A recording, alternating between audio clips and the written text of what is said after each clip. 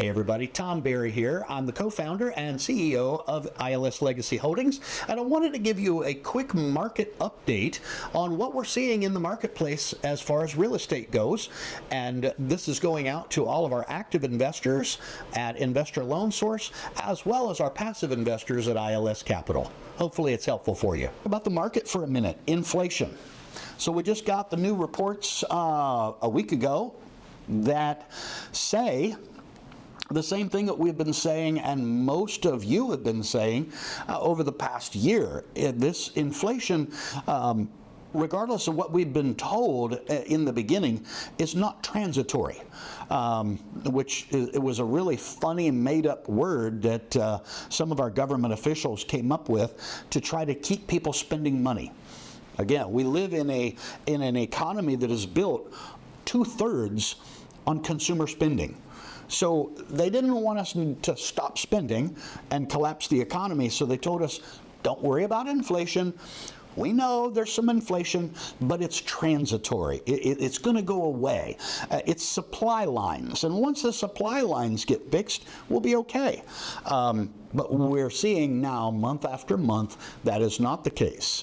Inflation right now, is, by the government's numbers, and I would argue those are a bit deflated, are still running about 50% above their target. So what do we believe is going to happen? I believe interest rates are going to stay high. This idea that, since last year, mid-year, people were saying, fourth quarter 2023, Fed's going to start lowering rates. Well, here we are, second quarter 2024, and there's still been no rate lower, no rate decrease, and none on the horizon either, in my opinion. So are we going to see a decrease in rates this year? Maybe. If we do, is it going to be more than 0.5 point? I'd be shocked. I would be shocked if we saw more than a 50 basis point decrease in all of 2024. I'm on camera saying that last year, and I stick to that right now as we sit here. So what is that doing to the real estate market? And that's where really I focus. On the lending side, the single-family fix and flip guys have been having a real challenge getting deals. There is a seize up, I guess, for lack of a better term, in the single-family market where people don't want to sell their house because they would have to go get a loan for another one at a much higher interest rate. And because of that, people aren't moving. People are just sitting tight. Now, there are fits and spurts of what I call wait-and-see fatigue, where people are saying, you know what, screw it. I'm just going to go buy a house. I know it's going to be higher.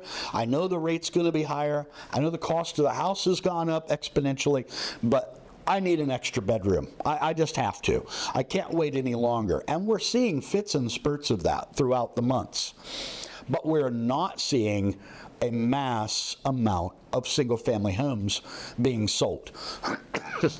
That's the single-family side. Much the same is happening in the commercial side.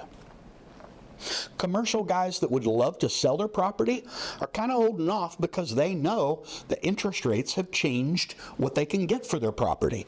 In other words, cap rates have risen. And if we just go back to the shopping center deals that we're doing right now, we're buying these at 8.5 to 10.5 cap rate. Those same shopping centers 2 years ago would have traded at between 7.5 and 8.5 cap rates.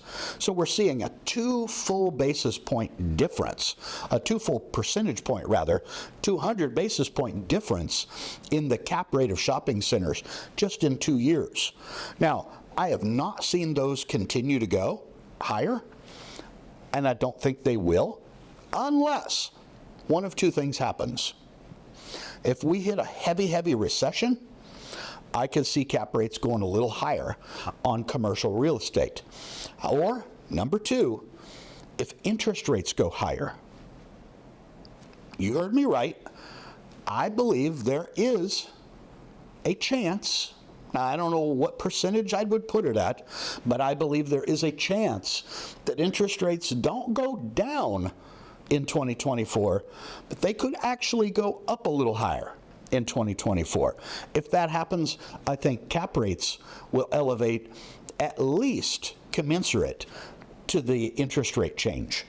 Right now, commercial guys are having a hard time cash flowing their properties because they bought these things at 5 cap, 6 cap, 7 cap. You hear about syndications all over the country and funds all over the country that deal in equities that have massive capital calls.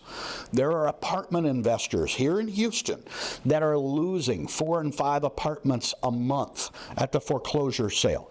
So we're starting to see distress on the commercial side, but it's not across the board. It's not all commercial. It is the commercial assets where guys bought it at ridiculously low cap rates, and now they can't cash flow it. So that's what we're seeing on the real estate side. Interest rates, I wouldn't put it at a 50-50, but I would say that we have a 20 to 30% chance that interest rates actually go up before we see a decrease. We'll see. It's all going to be dependent on inflation, and it's all going to be dependent on GDP growth or decline. And we'll keep watching those numbers and keep you informed. Appreciate it. That is all I have for this quarter.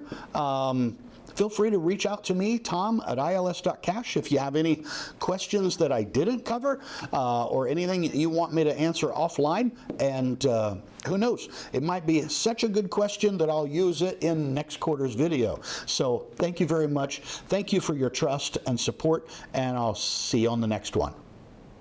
ILS Legacy Holdings is dedicated to helping you on your path to building wealth through real estate. Whether you're doing it as an active investor or as a passive investor, visit our website at ilslegacy.com to see how our companies can help you on your path to wealth.